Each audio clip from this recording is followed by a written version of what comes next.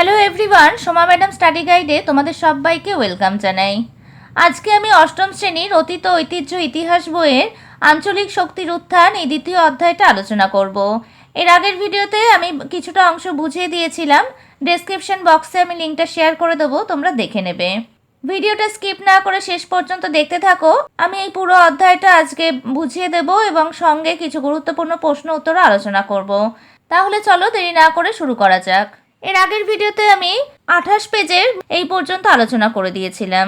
এর আগের অধ্যায়ে আমি পলাশীর যুদ্ধ কিভাবে হয়েছিল, কাদের মধ্যে হয়েছিল, কেন হয়েছিল, এই বিষয়গুলো আমি আলোচনা করে দিয়েছিলাম এবং যে যে প্রশ্নগুলো খুবই গুরুত্বপূর্ণ সেগুলো আমি আলোচনা করে দিয়েছিলাম। আজকে আমি এখান থেকে শুরু করব।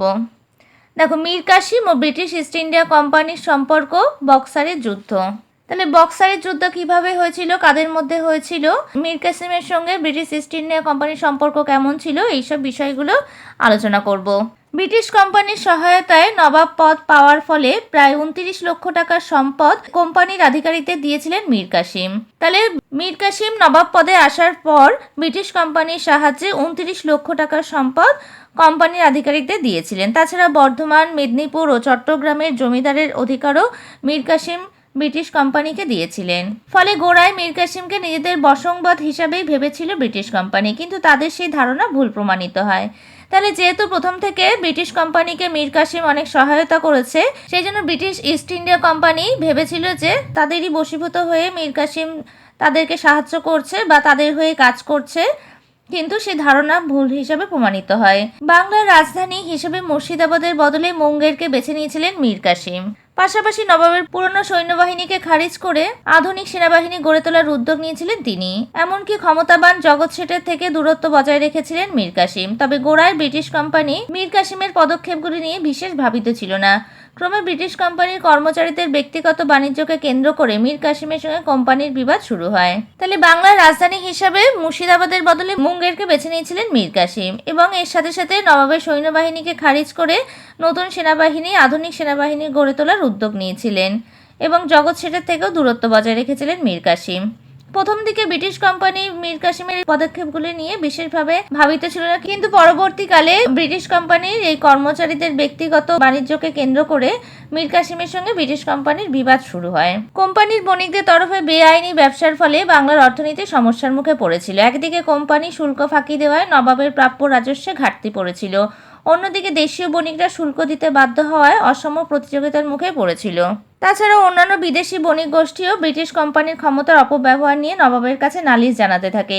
শেষ পর্যন্ত নবাব দেশীয় বণিকদের উপর থেকেও বাণিজ্য শুল্ক তুলে নেন। ফলে অসম প্রতিযোগিতার হাত থেকে দেশীয় বণিকরা রক্ষা পেল, নবাবী কোষাগার অর্থ সংকটের মুখে পড়ে। তাহলে বেআইনি ব্যবসার ফলে কোম্পানির বণিকদের তরফে এই বেআইনি ব্যবসার ফলে বাংলার অর্থনীতিও সমস্যার মুখে পড়ে এবং শুল্ক ফাঁকি দেওয়ার জন্য নবাবের রাজস্বের ঘাটতি পড়তে থাকে। তাহলে বিদেশি কোম্পানিরা শুল্ক ফাঁকি দেয়, কিন্তু দেশীয় বণিকরা শুল্ক দিতে বাধ্য হয়। এর ফলে একটা অসম প্রতিযোগিতার সৃষ্টি হয় এবং বিদেশি বণিক গোষ্ঠী ব্রিটিশ কোম্পানির ক্ষমতার অপব্যবহার নিয়ে বাংলার নবাবের কাছে নালিশ জানাতে থাকে।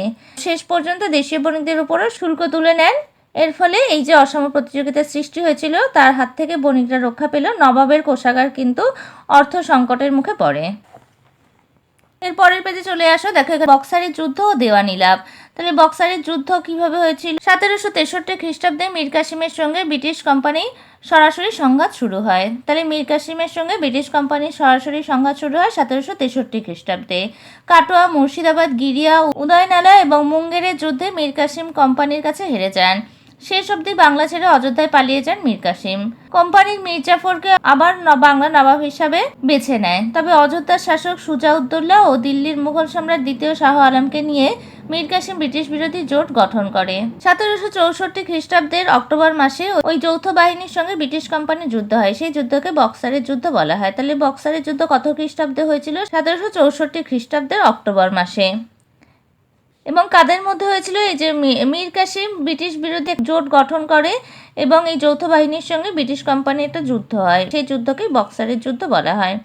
এটা তোমরা আন্ডারলাইন করে নেবে, এটা খুব ইম্পর্টেন্ট একটা প্রশ্ন।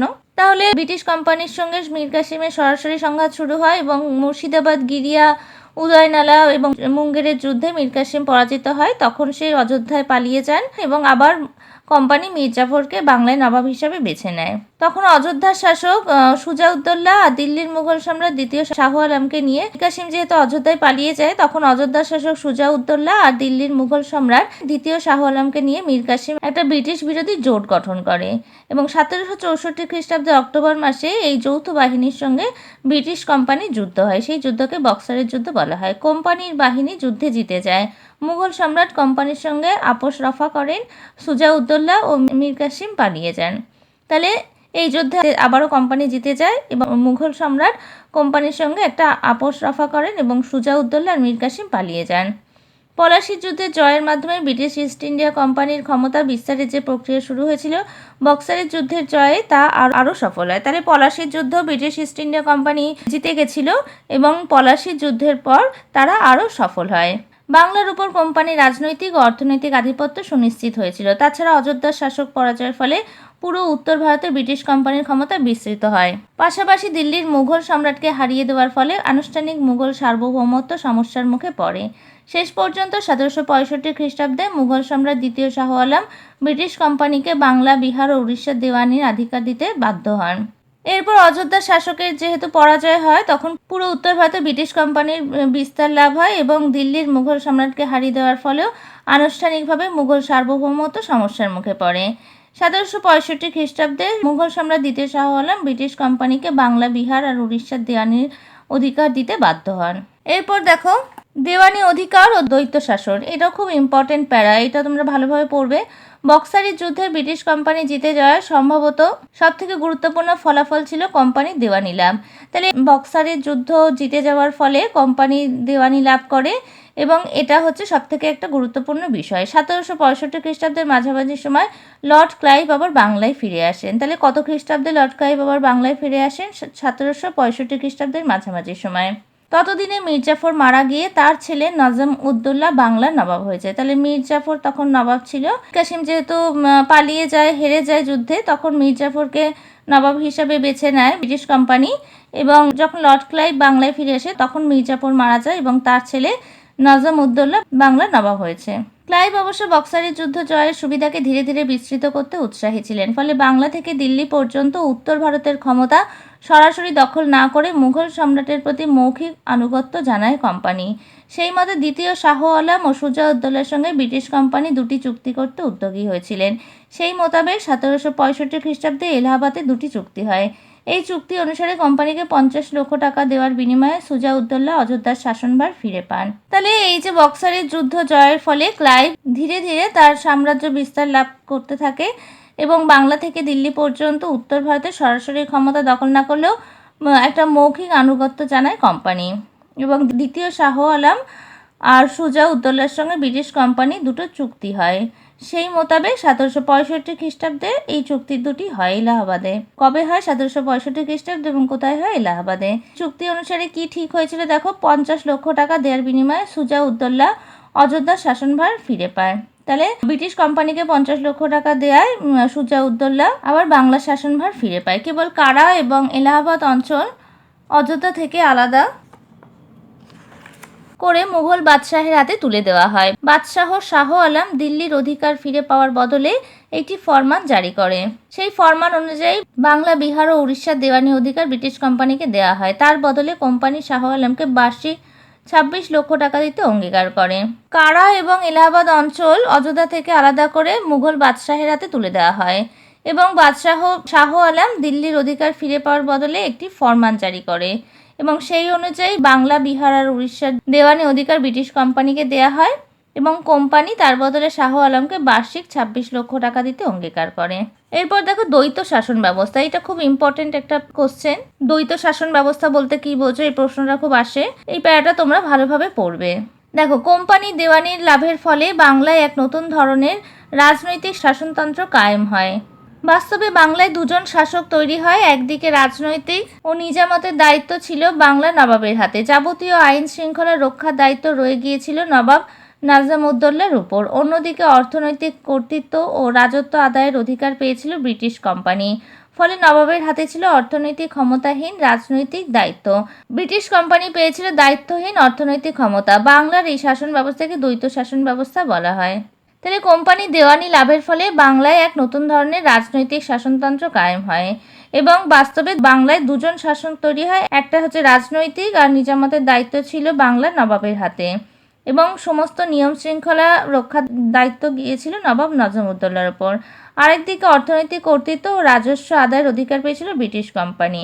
ফলে নবাবের হাতে ছিল অর্থনৈতিক ক্ষমতাহীন রাজনৈতিক দায়িত্ব, মানে নবাব হচ্ছে সমস্ত দায়িত্বভার সামলাবে কিন্তু তার কাছে কোনো অর্থনৈতিক ক্ষমতা ছিল না। আবার এদিকে অর্থনৈতিক কর্তৃত্ব আর রাজস্ব আদায়ের অধিকার পেয়েছিল ব্রিটিশ কোম্পানি। এর ফলে নবাবের হাতে ছিল অর্থনৈতিক ক্ষমতাহীন রাজনৈতিক দায়িত্ব আর ব্রিটিশ কোম্পানি পেয়েছিল দায়িত্বহীন অর্থনৈতিক ক্ষমতা। বাংলার এই শাসন ব্যবস্থাকে দ্বৈত শাসন ব্যবস্থা বলা হয়। তাহলে এটা তোমরা এখান থেকে এই পর্যন্ত ব্র্যাকেট করে নাও। এই প্রশ্নটা কিন্তু খুব ইম্পর্টেন্ট প্রশ্ন।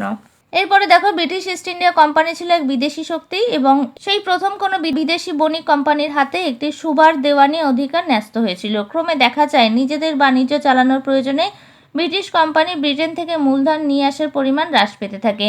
বাংলা রাজস্বে কোম্পানির ব্যবসায় লগ্নি করা হয়। বস্তুত 1757 থেকে 1765 খ্রিস্টাব্দের মধ্যে ব্রিটিশ ইস্ট ইন্ডিয়া কোম্পানি বাংলার প্রধান শক্তি হিসেবে প্রতিষ্ঠা পায়। তার ফলে ধীরে ধীরে ভারতীয় উপমহাদেশে ব্রিটিশ সাম্রাজ্য বিস্তারের ভিত তৈরি হয়েছিল। বণিকের মানদণ্ড ক্রমে রাজদণ্ডে পরিণত হয়েছিল। তাহলে ব্রিটিশ ইস্ট ইন্ডিয়া কোম্পানি একটা যেহেতু বিদেশি শক্তি ছিল এবং বিদেশি বণিক কোম্পানির হাতে একটি সুবা দেওয়ানির অধিকার ন্যস্ত হয়েছিল এবং ধীরে ধীরে নিজেদের বাণিজ্য চালানোর প্রয়োজনে ব্রিটিশ কোম্পানি ব্রিটেন থেকে মূলধনের পরিমাণ কমিয়ে ফেলেছিল এবং বাংলার রাজস্বে কোম্পানির ব্যবসায় লগ্নি করা হতো। এর ফলে 1757 থেকে 1765 খ্রিস্টাব্দের মধ্যে ব্রিটিশ ইস্ট ইন্ডিয়া কোম্পানির প্রধান শক্তি হিসেবে প্রতিষ্ঠা পায় এবং ধীরে ধীরে ভারতীয় উপমহাদেশে ব্রিটিশ সাম্রাজ্য বিস্তারের ভিতও তৈরি হয়েছিল এবং বণিকের মানদণ্ড ক্রমে রাজদণ্ডে পরিণত হয়েছিল। এরপর নিচে চলে আসো, দেখো এখানে একটা ইম্পর্টেন্ট প্যারা আছে 76-এর মন্বন্তর। 76-এর মন্বন্তর কাকে বলে? এটাও খুব ইম্পর্টেন্ট একটা প্রশ্ন, তোমরা এখান থেকে এত পর্যন্ত মার্ক করে নেবে। 1765 খ্রিস্টাব্দ থেকে 1772 খ্রিস্টাব্দ পর্যন্ত বাংলায় দ্বৈত শাসন চলেছিল। তাহলে বাংলা দ্বৈত শাসন কত খ্রিস্টাব্দ থেকে কত খ্রিস্টাব্দ অবধি হয়েছিল? 1765 থেকে 1772 খ্রিস্টাব্দ পর্যন্ত। এর ফলে 1770 খ্রিস্টাব্দে বাংলায় ভয়ানক দুর্ভিক্ষ দেখা দিয়েছিল। বঙ্গাব্দের হিসাবে বছরটা ছিল 1176 বঙ্গাব্দ, তাই সাধারণভাবে ওই দুর্ভিক্ষকে 76-এর মন্বন্তর বলা হয়। তাহলে 1765 থেকে 1772 খ্রিস্টাব্দে বাংলায় দ্বৈত শাসন চলেছিল এবং ব্রিটিশ কোম্পানির একমাত্র লক্ষ্য ছিল যত বেশি সম্ভব রাজস্ব আদায় করা। এই সময় ব্রিটিশ কোম্পানির একমাত্র লক্ষ্য ছিল যত বেশি সম্ভব রাজস্ব আদায় করা এবং 1770 খ্রিস্টাব্দে বাংলায় এক ভয়ানক দুর্ভিক্ষ দেখা দিয়েছিল। যেহেতু বাংলার বঙ্গাব্দ হিসাবে 1176 বঙ্গাব্দ, তাই একে 76-এর মন্বন্তর বলা হয়। সাধারণভাবে এই দুর্ভিক্ষকে 76-এর মন্বন্তর বলা হয়। এটাও খুব ইম্পর্টেন্ট একটা প্রশ্ন, এটা মার্ক করে নেবে। এরপর চলে এসো পরের পেজে। দেখো এখানে কোম্পানির শাসন বিস্তার, ব্রিটিশ রেসিডেন্ট ব্যবস্থা। এরপর কোম্পানি কিভাবে শাসন বিস্তার করলো, ব্রিটিশ রেসিডেন্ট ব্যবস্থা কেমন ছিল, এটা আমরা জানবো। ভারতীয় উপমহাদেশের অনেক অঞ্চলে ব্রিটিশ কোম্পানি পরোক্ষ শাসন চালাতো। নিজের ব্যবসায়িক স্বার্থ রক্ষা করার জন্য বিভিন্ন রাজদরবারে নিজেদের প্রতিনিধি রাখতো কোম্পানি। সেই প্রতিনিধিরা রেসিডেন্ট নামে পরিচিত ছিল। তাহলে রেসিডেন্ট কি বা রেসিডেন্ট কাদের বলা হতো, তোমরা মার্ক করে নাও এই লাইনটা। তাহলে ব্রিটিশ কোম্পানি নিজেদের ব্যবসায়িক স্বার্থ রক্ষার জন্য রাজদরবারে নিজেদের প্রতিনিধি রাখতো, সেই প্রতিনিধিদের রেসিডেন্ট বলা হতো। ব্রিটিশ রেসিডেন্ট ব্যবস্থা একটি নতুন ব্যবস্থা ছিল। এটা একটা নতুন ধরনের ব্যবস্থা। এর মাধ্যমে ভারতীয় উপমহাদেশে ব্রিটিশ কোম্পানির চূড়ান্ত ক্ষমতার রূপ পেয়েছিল। এই যে প্রতিনিধি নিয়োগ করা হয়েছিল, এর মাধ্যমে ভারতীয় উপমহাদেশে ব্রিটিশ কোম্পানির চূড়ান্ত ক্ষমতার রূপ পেয়েছিল। কোম্পানির নজর এড়িয়ে স্বাধীনভাবে কাজ করার ক্ষমতা ভারতীয় রাজশক্তিগুলির বিশেষ ছিল না। কোম্পানির হয়ে সেই নজরদারির কাজটাই চালাতো স্থানীয় ব্রিটিশ রেসিডেন্ট। তাহলে এই যে ভারতীয় রাজশক্তির কিন্তু বিশেষ ক্ষমতা ছিল না, এই রেসিডেন্টই এই নজরদারির কাজটা করত। 1764 খ্রিস্টাব্দে বক্সারের যুদ্ধের পর কোম্পানি বাংলা, অযোধ্যা, হায়দ্রাবাদের রাজদরবারে নিজেদের প্রতিনিধি বা রেসিডেন্ট নিয়োগ করে। তবে সেই সময় রেসিডেন্টরা নিজেদের কাজকর্ম বিষয়ে সংযত থাকতেন। তাহলে এই যে 1764 খ্রিস্টাব্দে বক্সারের যুদ্ধ হয়, কোন কোন জায়গায় হয়েছিল দেখো, কোম্পানি বাংলা, অযোধ্যা আর হায়দ্রাবাদের রাজদরবারে নিজস্ব প্রতিনিধি বা রেসিডেন্ট নিয়োগ করে। লর্ড ওয়েলেসলির শাসনকালে রেসিডেন্টরা সাবধানতার বদলে আগ্রাসী নীতি নিয়েছিলেন। ওয়েলেসলির অধীনতামূলক মিত্রতা নীতি এক্ষেত্রে গুরুত্বপূর্ণ ভূমিকা নিয়েছিল। তাহলে অধীনতামূলক মিত্রতা নীতি কি, এই প্রশ্নটাও কিন্তু খুব আসে, এটা মার্ক করে নেবে। দেখো অনেক সময় রেসিডেন্টরা কোম্পানির সরাসরি এলাকা দখলের জন্য উস্কে দিতে থাকে। তবে লর্ড কর্নওয়ালিস ভারতে আসার পর সাময়িকভাবে রেসিডেন্ট ব্যবস্থার আগ্রাসন থমকে যায়, কিন্তু কর্নওয়ালিস মারা যাওয়ার পরে নতুন করে কোম্পানি এলাকা দখলের কাজে উদ্যোগী হয়। পরোক্ষ শাসন কায়েমের বদলে বিভিন্ন এলাকাকে সরাসরি কোম্পানির অধীন এলাকা হিসাবে দখল করে নেওয়ার উদ্যোগ শুরু হয়। লর্ড ডালহৌসির সত্ত্ববিলোপ নীতি সেক্ষেত্রে গুরুত্বপূর্ণ ভূমিকা নিয়েছিল। তাহলে লর্ড কর্নওয়ালিস ভারতে আসার পর সাময়িকভাবে রেসিডেন্ট ব্যবস্থার আগ্রাসন থমকে যায়, কিন্তু কর্নওয়ালিস মারা যাওয়ার পরে নতুন করে আবার কোম্পানি এলাকা দখলের কাজে উদ্যোগী হয় এবং পরোক্ষ শাসন কায়েমের বদলে বিভিন্ন এলাকাকে সরাসরি কোম্পানির অধীন এলাকা হিসেবে দখল করে নেওয়ার উদ্যোগ শুরু হয়। এই ক্ষেত্রে লর্ড ডালহৌসির সত্ত্ববিলোপ নীতি গুরুত্বপূর্ণ ভূমিকা নিয়েছিল। এরপর হচ্ছে দেশীয় রাজ্য দখলের উদ্যোগ, অধীনতামূলক মিত্রতা নীতি আর সত্ত্ববিলোপ নীতি। ভারতীয় উপমহাদেশে কোম্পানি শাসন বিস্তার প্রক্রিয়ায় অধীনতামূলক মিত্রতা নীতি, সত্ত্ববিলোপ নীতি গুরুত্বপূর্ণ ভূমিকা ছিল।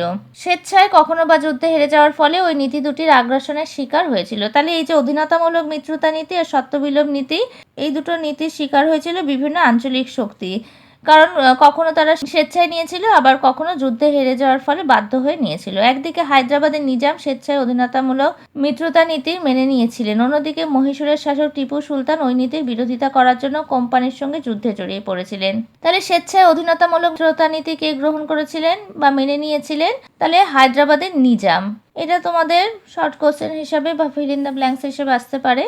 আর টিপু সুলতান হচ্ছে এই নীতির বিরোধিতা করেছিল, কোম্পানির সঙ্গে বিরোধিতা করায় যুদ্ধে জড়িয়ে পড়েছিল। এছাড়াও মারাঠা, শিখ আর অন্যান্য রাজশক্তিগুলি নানাভাবে এই আগ্রাসী নীতি দুটির মুখে পড়েছিল।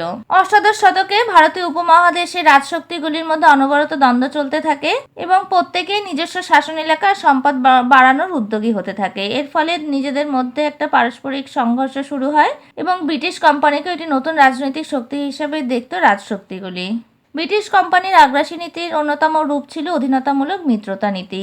লর্ড কর্নওয়ালিসলি ওই নীতি প্রয়োগ করে দেশের বিভিন্ন রাজ্যের অভ্যন্তরীণ বিষয়ে কোম্পানির নিয়ন্ত্রণ প্রতিষ্ঠা করেন। ভারতের আঞ্চলিক শক্তিগুলির বিবাদজনিত অশান্তিকে ওয়েলেসলি ব্রিটিশ শাসনের পক্ষে বিপদ হিসাবে তুলে ধরেন। তারপর সরাসরি অথবা যুদ্ধের মাধ্যমে দেশীয় শক্তিগুলিকে অধীনতামূলক মিত্রতা নীতি মেনে নিতে বাধ্য করেন।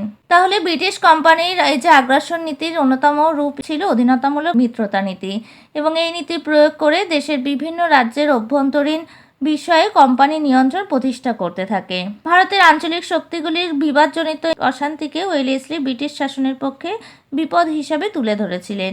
এরপর সরাসরি অথবা যুদ্ধের মাধ্যমে দেশীয় শক্তিগুলিকে অধীনতামূলক মিত্রতা নীতিই মেনে নিতে বাধ্য করেন।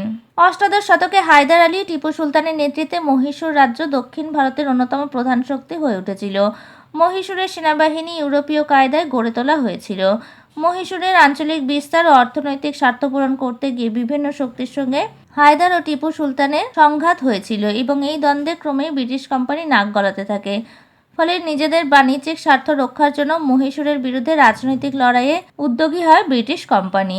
মহীশূরের আঞ্চলিক বিস্তার এবং অর্থনৈতিক স্বার্থ পূরণ করতে গিয়ে হায়দার আর টিপুর সংঘাত হয়েছিল এবং এই দ্বন্দ্বে ব্রিটিশ কোম্পানি ক্রমেই নাক গলাতে থাকে এবং নিজেদের বাণিজ্যিক স্বার্থ রক্ষার জন্য মহীশূরের বিরুদ্ধে রাজনৈতিক লড়াইয়ে উদ্যোগী হয়। 1767 থেকে 1799 খ্রিস্টাব্দে 4টি যুদ্ধ হয় কোম্পানি ও মহীশূরের মধ্যে, সেগুলোকে ইঙ্গো মহীশূর যুদ্ধ বলা হয়। তাহলে ইঙ্গো মহীশূর যুদ্ধ কত খ্রিস্টাব্দে হয়েছিল? 1767 থেকে 1799 খ্রিস্টাব্দের মধ্যে। তাহলে ইঙ্গো মহীশূর যুদ্ধ কি, এখান থেকে এত পর্যন্ত মার্ক করে নাও। 1767 থেকে 1799 খ্রিস্টাব্দের মধ্যে 4টি যুদ্ধ হয় কোম্পানি ও মহীশূরের মধ্যে, সেগুলোকে ইঙ্গো মহীশূর যুদ্ধ বলা হয়। 1799 খ্রিস্টাব্দে চতুর্থ ইঙ্গো মহীশূর যুদ্ধের মাধ্যমে লর্ড ওয়েলেসলি মহীশূর রাজ্যের বিরুদ্ধে চূড়ান্ত আঘাত করেন। রাজধানী শ্রীরঙ্গপত্তম রক্ষা করতে গিয়ে টিপু সুলতান মারা যান। অধীনতামূলক মিত্রতা নীতি প্রয়োগ করে মহীশূরের সমস্ত রাজনৈতিক অধিকার কেড়ে নেওয়া হয়। মহীশূর রাজ্যের বেশ কিছু অঞ্চলে সরকারি কোম্পানি শাসন প্রতিষ্ঠা করে।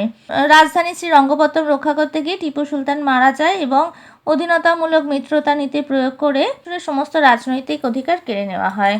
কোম্পানি সেনাবাহিনী মোতায়েন করা হয় মহীশূরে। হায়দ্রাবাদকে মহীশূরের কিছু অংশ দিয়ে দেওয়া হয় এবং মহীশূরের কিছু অঞ্চলে সরাসরি কোম্পানি শাসন প্রতিষ্ঠা হয় এবং হায়দ্রাবাদকে মহীশূরের কিছু অংশ দিয়ে দেওয়া হয়। দাক্ষিণাত্যে তখন মারাঠা জোটের আধিপত্য বজায় ছিল। পেশওয়া পদের অধিকার নিয়ে মারাঠা জোটের মধ্যে বিবাদ বাধে। রঘুনাথ রাও ও পেশওয়া নারায়ণ রাওকে হত্যা করেন। তখন মারাঠা সর্দাররা রঘুনাথ রাওয়ের বিরুদ্ধে একজোট হয়। রঘুনাথ রাও এবং ব্রিটিশদের কাছে সাহায্যের জন্য আবেদন করেন। মাদ্রাজ ও বোম্বাই থেকে ব্রিটিশ বাহিনী রঘুনাথ রাওয়ের সাহায্যের জন্য যায়। ক্রমে মারাঠা জোটের সঙ্গে ব্রিটিশ কোম্পানির সংঘাত তৈরি হয়। যদিও 1782 খ্রিস্টাব্দে সলবাইয়ের চুক্তিতে কোম্পানির সঙ্গে মারাঠাদের সম্পর্ক ভালো হয়ে যায়, কোম্পানি বিরোধী শক্তিশালী জোট ভেঙে যায়। তাহলে দাক্ষিণাত্যে তখন মারাঠা জোটের আধিপত্য বজায় ছিল এবং পেশওয়া পদের অধিকার নিয়ে মারাঠা জোটের মধ্যেও বিবাদ ঘটে এবং 1782 খ্রিস্টাব্দে সলবাইয়ের চুক্তিতে কোম্পানির সঙ্গে মারাঠাদের সম্পর্ক ভালো হয়ে যায়। এরপর দেখো 1802 খ্রিস্টাব্দে কোম্পানি পেশওয়া দ্বিতীয় বাজিরাওকে বেসিনের সন্ধির মাধ্যমে অধীনতামূলক মিত্রতার চুক্তিতে সই করিয়ে নেয়। পেশওয়ার দরবারে ব্রিটিশ রেসিডেন্ট বসানো হয়, কোম্পানির সমর্থন নিয়ে দ্বিতীয় বাজিরাও শাসন চালাতে থাকে। কিন্তু দাক্ষিণাত্যের বিভিন্ন জায়গায় মারাঠাদের সঙ্গে কোম্পানির লড়াই অব্যাহত থাকে। শেষ পর্যন্ত পেশওয়া দ্বিতীয় বাজিরাও বিভিন্ন মারাঠা গোষ্ঠীকে একজোট করে তৃতীয় ইঙ্গ মারাঠা যুদ্ধে 1817 থেকে 19 খ্রিস্টাব্দে কোম্পানির মুখোমুখি হন। সেই যুদ্ধে মারাঠা বাহিনী বিপর্যস্ত হয়ে পড়ে, কোম্পানি পেশওয়ার সমস্ত এলাকা দখল করে নেয়, পেশওয়া পদ বিলুপ্ত করে দেওয়া হয়। বিভিন্ন মারাঠা শক্তি অধীনতামূলক মিত্রতা নীতি মেনে নেয়। দাক্ষিণাত্য ও দক্ষিণ ভারতে ব্রিটিশ ইস্ট ইন্ডিয়া কোম্পানির চূড়ান্ত রূপ পায়। তাহলে এই যে পেশওয়া পদ নিয়েও মারাঠা সর্দারদের মধ্যে দ্বন্দ্ব চলতে থাকে এবং শেষে দ্বিতীয় বাজিরাও বিভিন্ন মারাঠা গোষ্ঠীকে একজোট করে তৃতীয় ইঙ্গ মারাঠা যুদ্ধে কোম্পানির মুখোমুখি হন এবং সেই যুদ্ধেও মারাঠা বাহিনী বিপর্যস্ত হয়ে পড়ে। তখন কোম্পানি পেশওয়ার সমস্ত এলাকা দখল করে নেয় এবং পেশওয়া পদও বিলুপ্ত হয়। এর পরের পেজে চলে আসো। উত্তর ভারতে পাঞ্জাবে শিখ শক্তির মোকাবিলা করায় কোম্পানির পক্ষে বাকি ছিল শিখদের মধ্যে উত্তরাধিকার নিয়ে দ্বন্দ্ব পাকিয়ে ওঠে। রাজনৈতিক গোলযোগের ফলে উত্তর ভারতের বাণিজ্য ক্ষতিগ্রস্ত হয়। ফলে একটা অশান্ত পরিস্থিতিকে শান্ত করার দোহাই দিয়ে ব্রিটিশ কোম্পানি পাঞ্জাবে হস্তক্ষেপ করতে থাকে। তাহলে পাঞ্জাবের শিখ গোষ্ঠীর মধ্যে উত্তরাধিকার নিয়ে দ্বন্দ্ব তৈরি হয়, উত্তর ভারতের বাণিজ্য ক্ষতিগ্রস্ত হয়। 1885 খ্রিস্টাব্দে প্রথম ইঙ্গ শিখ যুদ্ধে শিখ বাহিনী হেরে যায়। তাহলে প্রথম ইঙ্গ শিখ যুদ্ধ কত খ্রিস্টাব্দে? 1845 খ্রিস্টাব্দে হয়। এটা তোমরা মার্ক করে নেবে। লাহোরের চুক্তি অনুযায়ী জলন্ধর দোয়াবে ব্রিটিশ কর্তৃত্ব প্রতিষ্ঠা হয়, শিখ দরবারে ব্রিটিশ রেসিডেন্ট নিযুক্ত করা হয়। তাহলে লাহোরের চুক্তি কত খ্রিস্টাব্দে হয়েছিল? 1846 খ্রিস্টাব্দে। শর্তবিলোপ নীতি প্রয়োগের মাধ্যমে কোম্পানির পরোক্ষ প্রত্যক্ষ কর্তৃত্ব প্রতিষ্ঠার উদ্যোগ চূড়ান্ত রূপ পেয়েছিল এবং এই নীতি প্রয়োগের ফলে লর্ড ডালহৌসির আমলে 1848 থেকে 56 খ্রিস্টাব্দে কোম্পানির আগ্রাসী রূপ প্রকট হয়েছিল। যেসব ভারতীয় শাসকদের কোনো পুরুষ উত্তরাধিকারী থাকতো না, তাদের শাসন এলাকাও কোম্পানির হস্তগত হয়ে যেত। দ্বিতীয় ইঙ্গ যুদ্ধে জেতার ফলে পাঞ্জাবও ক্রমে কোম্পানির অধিকারে চলে যায়। এইভাবে 1857 খ্রিস্টাব্দের মধ্যে লর্ড ডালহৌসির নেতৃত্বে ভারতীয় উপমহাদেশের 60 ভাগেরও বেশি অঞ্চলে ব্রিটিশ কোম্পানির অধিকার প্রতিষ্ঠিত হয়েছিল। 1857 খ্রিস্টাব্দে লর্ড ডালহৌসির নেতৃত্বে ভারতীয় উপমহাদেশের 60 ভাগেরও বেশি অঞ্চল ব্রিটিশ কোম্পানির অধিকারে চলে যায়। তাহলে এটা তোমরা মার্ক করে নেবে। এই পর্যন্ত আজকে আমি তাহলে বুঝিয়ে দিলাম। আজকে তাহলে দ্বিতীয় অধ্যায়ের বাকি যে অংশটা ছিল আমি পুরোটা আলোচনা করে দিলাম। এর পরের ভিডিওতে আমি এই অধ্যায়ের গুরুত্বপূর্ণ প্রশ্ন উত্তরগুলো আলোচনা করে দেব। এই অধ্যায়ের অনুশীলনী প্রশ্ন উত্তরগুলো আমি অলরেডি চ্যানেলে শেয়ার করে দিয়েছি, তোমরা প্লেলিস্ট থেকে দেখে নিতে পারো। আমার পড়ানো তোমাদের কেমন লাগলো আমাকে কমেন্টস করে জানাবে, আর পড়ার ব্যাপারে যদি কোনো প্রশ্ন থাকে তাহলেও আমাকে কমেন্টস করে জানাতে পারো। ভিডিওটা ভালো লাগলে একটা লাইক করে দেবে আর একই ক্লাসের বন্ধুদের সাথে ভিডিওটা বেশি করে শেয়ার করে দেবে। আর আমার চ্যানেলে যারা এখনো নতুন, চ্যানেলটা সাবস্ক্রাইব করোনি, তারা আমার চ্যানেলটিকে সাবস্ক্রাইব করে নিও আর পাশে থাকা বেল আইকনটা অবশ্যই প্রেস করে নেবে, যাতে আমি চ্যানেলে নতুন ভিডিও আপলোড করার সাথে সাথে নোটিফিকেশন সবার আগে তোমাদের কাছে পৌঁছে যায়। আজকে আমি এখানেই শেষ করছি, পরে দেখা হবে নতুন আরও একটা ভিডিওতে।